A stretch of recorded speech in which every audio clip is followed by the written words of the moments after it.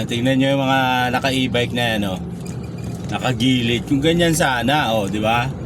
Mga disiplinado. Kanina pa yun sila, nakagilid lang. Ayan, oh. Di ba? Kung ganyan ba ng ganyan eh, oh, di ba? Tingnan nyo. Hindi naman lahat ng naka-e-bike balasubas eh. Di ba? Marami rin naman mga disiplinado eh.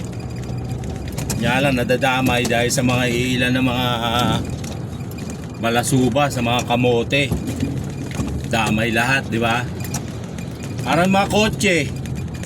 Oh, ang dami rin, oh, mga motor. Dami ng mga kamote. Di ba?